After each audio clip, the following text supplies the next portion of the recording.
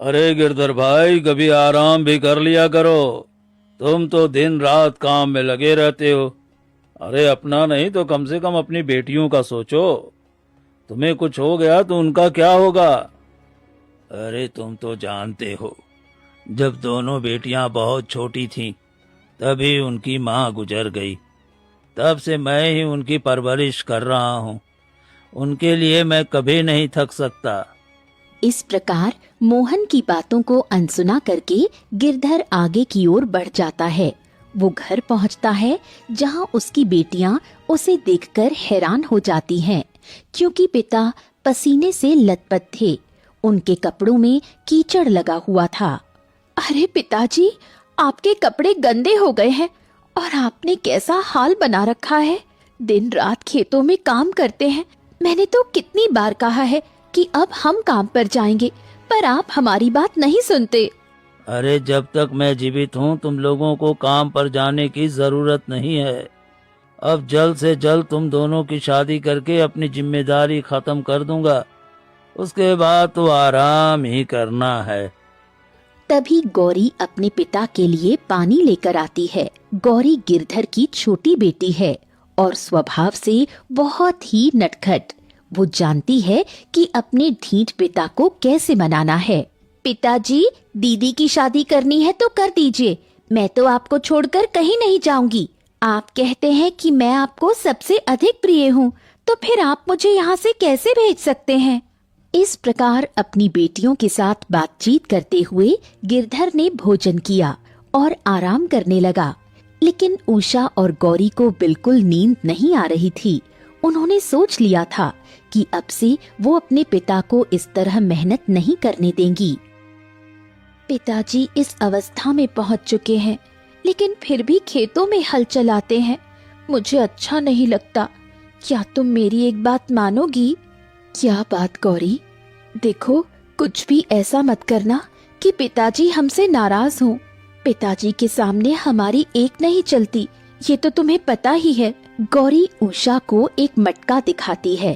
अरे अब तुम मुझे खाली मटका क्यों दिखा रही हो? इसमें तो कुछ भी नहीं है। तुम आखिर क्या करना चाहती हो? ये खाली नहीं है, तुम बस मेरे साथ चलो। जैसा मैं कहूँगी वैसा करना। दोनों बहनें मटके का पानी लेकर घर के पीछे वाले खाली हिस्से में जाती हैं, जहाँ पर पहले से बहुत सारे पेड़ लगे होते हैं। गौरी ध्यान मुद्रा में बैठ जाती है। अब जो होने वाला है उसे देखकर बिल्कुल मत घबराना। ऐसे सोचो कि इस मटके में पानी है। इस मटके का पानी मेरे ऊपर गिरा दो। मैं एक सुंदर फल के पेड़ में बदल जाऊंगी और तुम जी भर के फल तोड़ लेना। ये तुम क्या कह रही हो? तुम एक इंसान हो, भला तुम पेड़ में कैसे बदल सकती हो? और तुम्हारे पास ये शक्ति कहाँ से आई? प्रश्न मत करो दीदी, जैसा कहा है वैसा करो। फल तोड़ने के बाद फिर से मटके का पानी मेरे ऊपर डाल देना। मैं वापस स्त्री बन जाऊंगी। लेकिन फल ध्यान से तोड़ना, एक भी पत्ती नीचे नहीं गिरनी चाहिए। उषा गौरी की बात मानती है। वो गौरी के ऊपर खाली मटके का पानी गिराती है और देखते ही देखते वो एक सुंदर फल के पेड़ में बदल जाती है। उषा बहुत सावधानी से फल तोड़ती है। टोकरी भर जाने के बाद वो मटके का पानी पेड़ की जड़ में डालती है। पेड़ गौरी के रूप में बदल जाता है। देखा दीदी मेरा कमाल? अब हम इसी प्रकार का कार्य करेंगे। तुमने जो भी सुंदर और मीठे फल तोड़े हैं, हम उसे बाजार में बेच देंगे। उसके बाद हमारे पास पैसे आ जाएंगे और पिताजी को काम नहीं करना पड़ेगा। सब तो ठीक है, लेकिन तुम मुझे बताओ, तुमने ये कहाँ से सीखा? कहीं तुम किसी तंत्र मंत्र से तो नहीं जुड़ी हो? अगर तुम गलत रास्ते पर जा रही हो तो लौट आओ। अगर मैंने तुम्हें सच्चाई बता दी तो मेरी ये शक्ति हमेशा के लिए खत्म हो सकती है। एक बार पेड़ बनने के बाद मेरा दोबारा इंसान बनना मुश्किल हो जाएगा। इसलिए आज के बाद मुझसे ये प्रश्न कभी मत पूछना। गौरी उषा के किसी प्रश्न का उत्तर नहीं देती। दोनों फल की टोकरी को लेकर बाजार पहुंचती हैं और फल बेच देती हैं। इसके उन्हें अच्छे पैसे मिलते हैं। इस प्रकार गौरी और उषा ने फल बेचकर धन इकट्ठा किया। आखिरकार उषा और गौरी के फल राजमहल तक पहुँचे। महारानी, आपने ये सुगंधित फल कहाँ से मंगवाए हैं? इसकी खुशबू इतनी ज्यादा अच्छी है कि मैं राज दरबार से यहाँ आ गया। महाराज, अभी इन फलों का स्वाद लीजिए। दासी इन्हें आज ही बाजार से लेकर आई है। मैंने विशेष रूप से आपके लिए मंगवाए हैं। राजा फलों का स्वाद लेते हैं। उन्हें फल बहुत मीठे और अच्छे लगते हैं। राजा ने महारानी से प्रतिदिन यही फल मंगवाने की बात कही। इस प्रकार गौरी और उषा के फल राजमहल तक जाने लगे। ये कोई साधारण फल नहीं है। मुझे पता लगाना होगा कि इस फल का पेड़ कहाँ पर है। आखिर कौन है वो जो इन्हें बाजार में लाकर बेचता है? तभी मंत्री राजा के पास आता है। मंत्री जी, मैं आपको एक गुप्त कार्य देना चाहता हूँ। पहले ये फल लीजिए। महाराज, मैं इस फल से कौन सा गुप्त कार्य कर सकता हूँ? मुझे आज्ञा दीजिए। आपको पता लगाना है मंत्री जी कि ये फल किस पेड़ से आया है। आखिर ये पेड़ कहाँ पर है। इसकी सुगंध और स्वाद बहुत लाजवाब है। ऐसे फल मैंने कभी नहीं खाए। आप भी स्वाद लीजिए और पता लगाइए कि ये कहाँ पर है। राजा का आदेश मानते हुए मंत्री और उसके सैनिक पूरे राज्य में इस सुगंधित फल का पेड़ ढूंढते हैं, लेकिन उन्हें ये कहीं नहीं मिलता। क्षमा करें महाराज, मैं आपका गुप्त कार्य करने में पहली बार असफल हो गया हूँ, क्योंकि इस फल का पेड़ पूरे राज्य में कहीं पर नहीं है। मंत्री ने राजा को सूचना दे दी, लेकिन फिर भी राजा के मन में प्रश्न खत्म नहीं हो रहे थे। आखिरकार राजा ने एक योजना बनाई। राजा साधारण वेश बनाकर बाजार में जाते हैं और देखते हैं कि दो लड़कियां फल बेच रही हैं। राजा फल खरीदने का नाटक करते हैं। सुनो, तुम्हारे फलों की खुशबू तो बहुत अच्छी है। स्वाद में भी ये बहुत मीठे होंगे। एक बात बताओ, ये फल तुम लोग कहाँ से लेकर आती हो? दरअसल मैं एक व्यापारी हूँ और मैं जानना चाहता था कि। गौरी राजा की बात को बीच में ही काट देती है और बोलती है, यदि आपको ये ताजे और मीठे फल चाहिए तो आपको ये फल हमसे ही खरीदने होंगे। हम आपको नहीं बता सकते कि इसका पेड़ कहाँ पर है। गौरी की बातें सुनकर राजा समझ गया कि गौरी और उषा दोनों कोई रहस्य छुपा रही हैं। राजा मन में योजना बनाता है कि वो स्वयं उनका पीछा करेगा। गौरी और उषा दोनों फल बेचकर घर वापस आ जाती हैं। अगले दिन जब गौरी फल का पेड़ बनती है, तब राजा उसे ऐसा करते हुए देख लेता है। ये लड़की तो सचमुच बहुत रहस्यमयी है। इसे तो हमारे राजमहल में होना चाहिए। इसकी शक्तियों पर केवल हमारा अधिकार होना चाहिए। यदि ये पेड़ बन सकती है तो इसके पास और भी बहुत सारी शक्तियां होंगी। राजा महल वापस आ जाते हैं और मंत्री से कहकर गिरधर को राज दरबार में बुलवाते हैं। आओ आओ गिरधर, तुम्हें हमसे डरने की आवश्यकता नहीं है। हम तो तुमसे बहुत महत्वपूर्ण बात करना चाहते हैं। भला एक राजा को मुझ गरीब से क्या काम हो सकता है महाराज? मैं तो एक साधारण सा किसान हूँ जो दिन रात खेतों में मेहनत करता रहता हूँ। गिरधर, बात कुछ ऐसी है कि हम विवाह करना चाहते हैं और हमें तुम्हारी छोटी बेटी बहुत पसंद है। यदि तुम्हें कोई आपत्ति न हो तो क्या वो इस राजमहल की महारानी बन सकती है? गिरधर को राजा की बातें सुनकर बहुत आश्चर्य हुआ। उसे समझ नहीं आता कि वो क्या करे। महाराज, कृपया मुझे थोड़ा समय दीजिए। मैं एक बार अपनी बेटी से पूछ लेता हूँ। विवाह के लिए कन्या की सहमति आवश्यक होती है महाराज।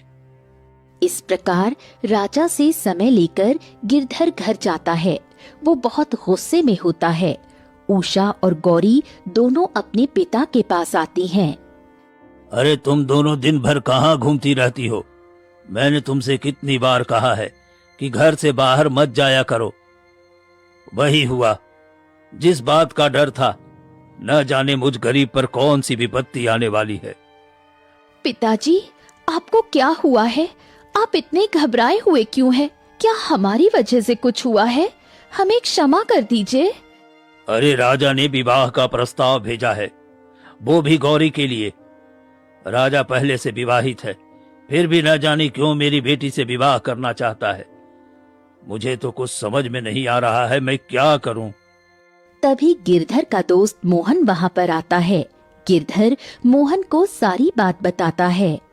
देखो गिरधारी, राजा ने स्वयं चलकर प्रस्ताव दिया है, और वैसे भी राजा को न करने का मतलब है बैठे बिठाए मुसीबत मोल लेना।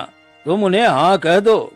अरे तुमको तो पता है राजा पहले से विवाहित है।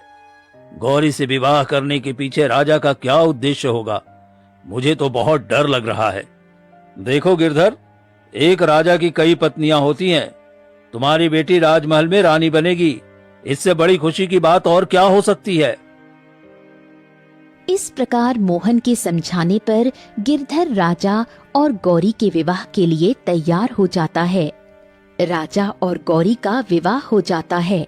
राजा गौरी से बहुत अधिक प्रेम करते हैं। महाराज, मुझे आज तक समझ नहीं आया कि आपने मुझे विवाह का प्रस्ताव क्यों दिया था। आखिर इसके पीछे क्या रहस्य है? आज आपको बताना ही होगा कि एक गरीब किसान की बेटी से विवाह करने के पीछे आपकी क्या मंशा है।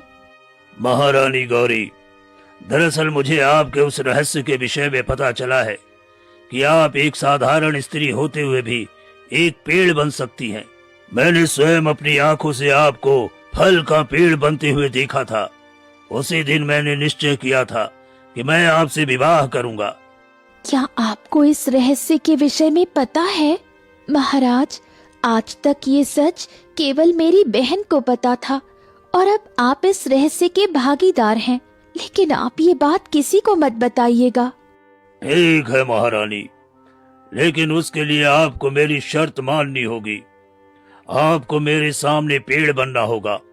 जब भी मेरी इच्छा होगी तब आपको फलों का पेड़ बनकर मुझे प्रसन्न करना होगा। गौरी राजा की बात मान लेती है और इस प्रकार राजा जब भी गौरी से पेड़ बनने की इच्छा प्रकट करते हैं तो वो उन्हें जादुई मटका देती है और पेड़ बनकर दिखाती है। राजा मीठे फलों का स्वाद लेते हैं और गौरी को फिर से स्त्री बना देते हैं। दासी, महाराज कहाँ है? कितना समय हो गया, वो मुझसे मिलने नहीं आए। जब से उन्होंने दूसरा विवाह किया है तब से वो मुझसे पहले की भांति प्रेम नहीं करते। उनका सारा समय तो अब छोटी महारानी के साथ बीतता है। ये तो सत्य है महारानी कि छोटी महारानी के आने के बाद आपका महत्व खत्म हो चुका है। आपको कुछ करना चाहिए जिससे आप अपना खोया हुआ सम्मान पा सकें। कहीं ऐसा ना हो छोटी रानी आपको महल से बाहर करा दे। नहीं नहीं, ऐसा नहीं होगा। मैं उस गरीब को इस महल में नहीं रहने दूंगी। मुझे कैसे भी करके उसे यहाँ से निकालना होगा। इस प्रकार महारानी प्रभा के मन में छोटी महारानी गौरी के प्रति बहुत नफरत भर जाती है। एक दिन जब शाही बगीचे में महारानी गौरी ध्यान मुद्रा में बैठती है और महाराज उसके ऊपर पानी डालते हैं तब वो पेड़ बनती है। ऐसा करते हुए रानी प्रभा उसे देख लेती है। ये किस प्रकार का रहस्य है? छोटी महारानी के पास इतनी शक्ति है और महाराज को इस विषय में पता है। इसका मतलब महाराज ने इसलिए इस गरीब से विवाह किया। अब मैं समझ गई कि मुझे क्या करना है। एक दिन बड़ी रानी प्रभा गौरी के पास आती है। गौरी, आइए आइए महारानी, आपका स्वागत है।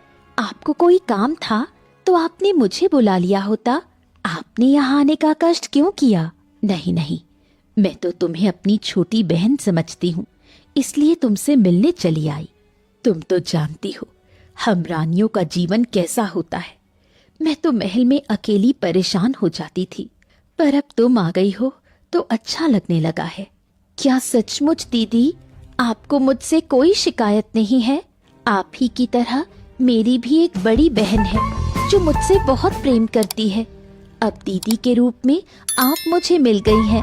मैं बहुत प्रसन्न हूँ। तो क्यों ना हम दोनों बहनें कुछ समय बिताएं। चलो हम दोनों जंगल की ओर चलते हैं, वहाँ पर शिकार करेंगे ताकि हमारा मन बहल जाए। ठीक है दीदी, लेकिन इससे पहले हमें महाराज से आज्ञा लेनी चाहिए। यदि वो हमारे साथ चलने को तैयार हो तो और भी आनंद आएगा। महाराज तो इस समय दरबार के कामों में व्यस्त होंगे। चलो हम दोनों चलते हैं। क्या तुम अपनी बड़ी बहन के लिए इतना नहीं करोगी? गौरी वन विहार की तैयारी करने जाती है। तभी उसे मटके का ध्यान आता है। इस मटके को मैं यहाँ नहीं छोड़ सकती, नहीं तो दासियाँ इसे साधारण मटका समझकर इधर उधर कर देंगी। मुझे इसे